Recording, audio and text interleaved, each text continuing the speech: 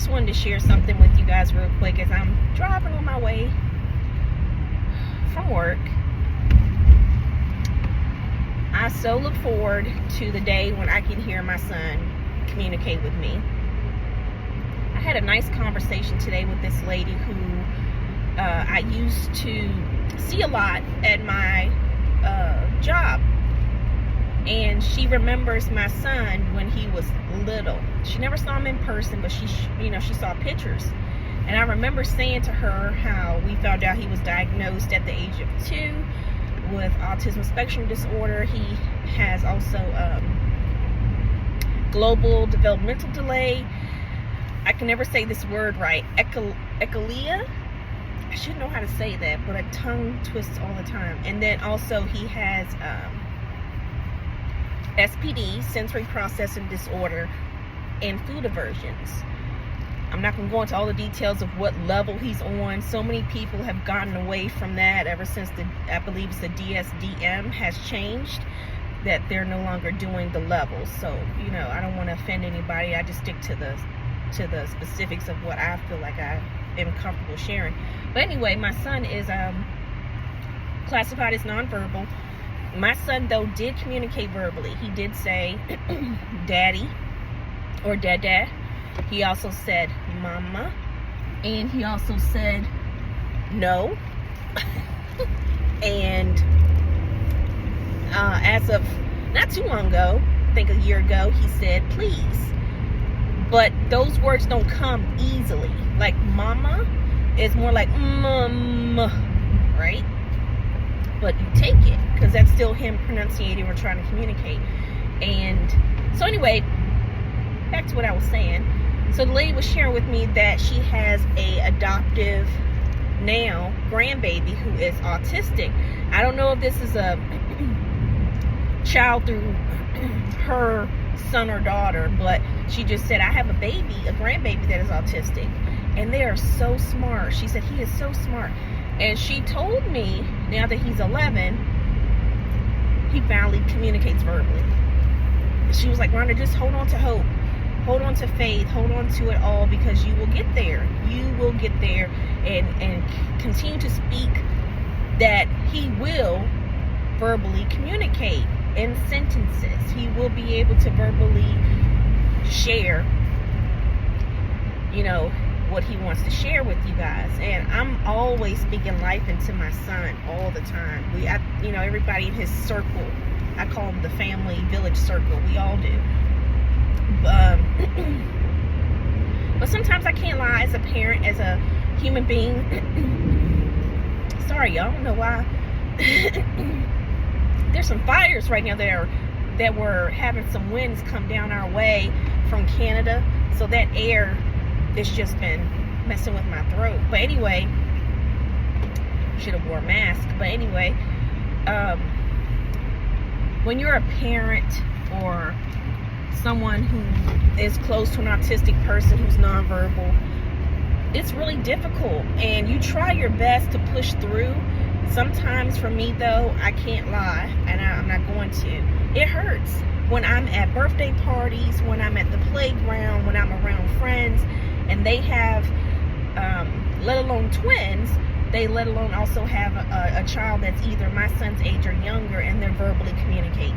I've had one person that I knew say to me, Rhonda, you better be careful what you ask for. You're saying that you want Gabriel to speak. You're so excited. Girl, I'm trying to tell you, I just wish my child would be quiet. Every time I turn around, mom this, dad that, mom. And she was like, I've just told him my name must be mom. I don't even know my real name, because that's how much my son calls my name. Mom. And I really don't think you can get it. I don't think you can grasp it and fully understand why, at least for me, that'll never be a day that comes where I'll be like, oh, I wish my child would stop calling my name. I wish my child would stop talking. Oh, it's driving me nuts. Because here it is. Our child is 7 years old. He'll be 8 soon, this year. And I remember when he was 3 and 2 years old, and we were like, oh, I can't wait for him to speak. And then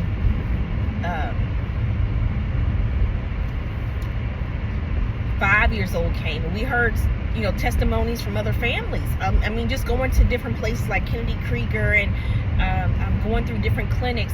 We've heard families share with us, oh, my child was nonverbal, and then I can't even tell you how it happened, but one day he or she woke up and they just started talking, and it was completely out of the blue.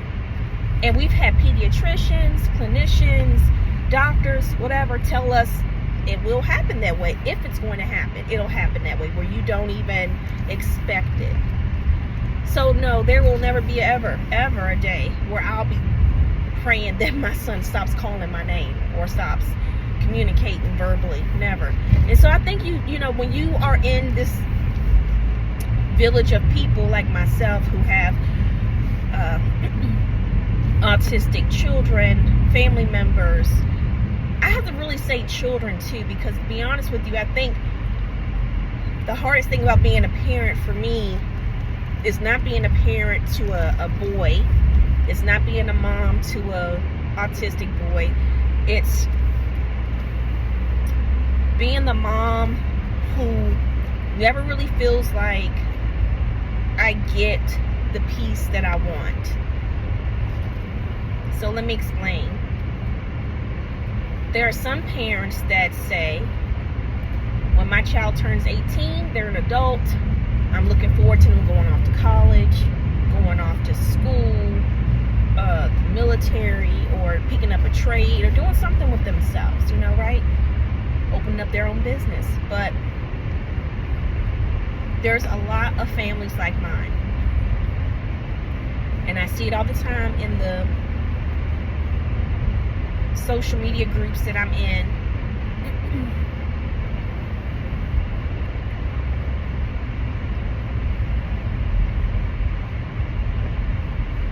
Okay, I had to get myself together. That don't know that that's their reality in the future. I may very well, and his dad, we may be very well taking care of our adult autistic son for the rest of his life.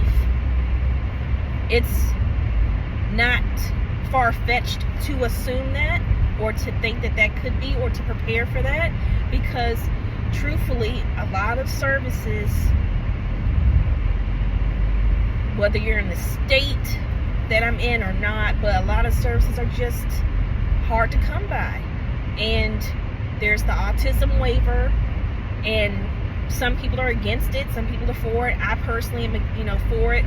Our child is on the registry. If you have an autistic child that was just recently diagnosed, or even diagnosed and you never registered, get on the registry.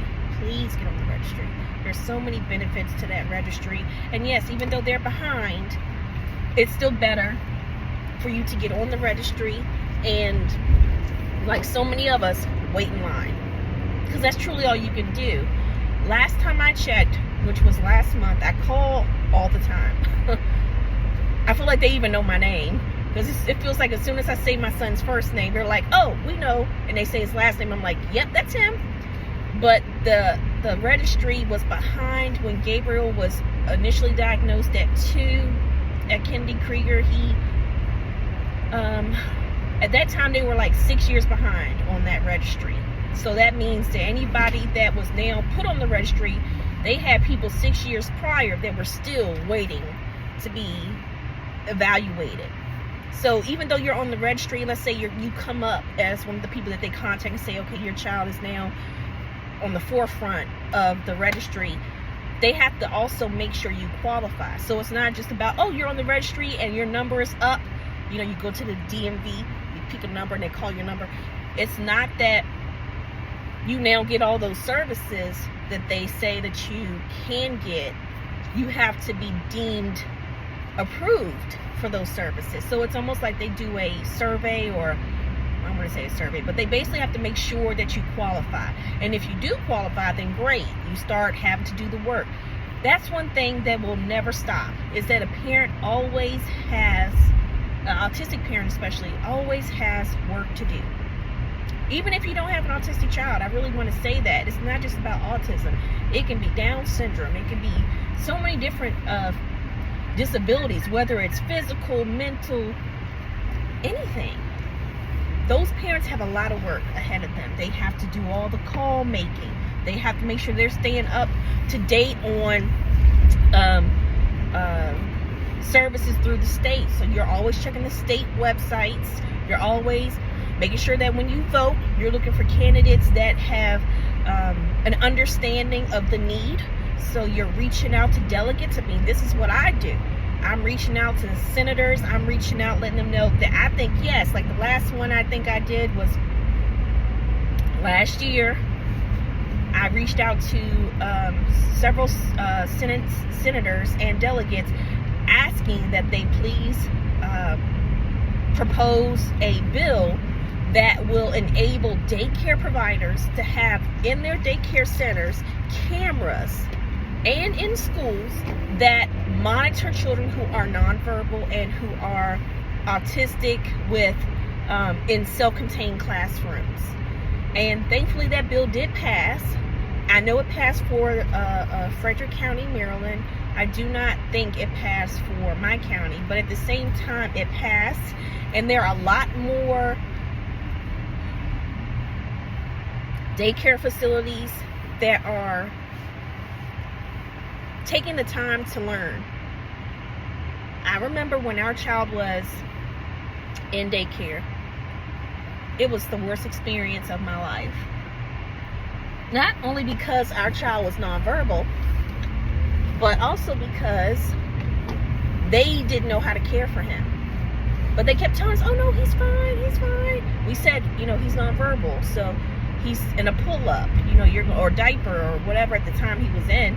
So he's not going to be able to tell you he has to go to the bathroom. And they made it seem like, oh, even the director of the daycare, oh no, it's cool, it's fine. We have other kids that are just like Gabe and whatever. So I said, okay. And then you found out that they didn't do what they said they were going to do. They just didn't. So it was frustrating because at one point I remember I picked up our son and he had what the pediatrician, because I did take him to see one, he had these areas of his butt that looked like he had just been sitting in wet pull-ups for hours. Reached out to the director of the daycare. They reached out to the daycare provider of that classroom that our son was in to find out whether or not he had been monitored, checked properly, if he was given enough time to go to the bathroom. And one of the ladies that at the time was my son's teacher, I remember, or daycare provider, I remember she said, well, he didn't tell us he had to go. That's what she said. Well, he didn't tell us he had to go. I said, we told you our child was nonverbal autistic. So are you telling me, even with that, you should be checking all those kids' pull-ups and diapers every 2 hours or whatever that little, they had a sign up on the bathroom door that says every 2 hours potty time. But yes, our kid is one of many that have had horror stories about daycares, about, and not all, but there are some bad ones. And I just really don't, I just say that us parents, we got to stick together, because truthfully, whether you have a child that's autistic, special needs or not, it takes a community to fight this battle. We should all be looking forward to having our kids happy, healthy, and safe, because they didn't ask to be here. And it is our responsibility as not only parents, but as people, to make sure that our kids are safe and that they are being watched properly and that they are being cared for. Because if it's not my child, it could be yours. If it's not yours, it could be a cousin's or family members. It's going to happen. Autism is more prevalent than ever before. So you guys, toodles, I have to go and pick up my baby. I love you all, and thank you. Don't forget to like and subscribe, and leave some comments too if you guys have ever had a daycare horror story or any advice to parents that have nonverbal children. I'm looking forward to hearing you guys' testimonies and stories as well. Until then, bye.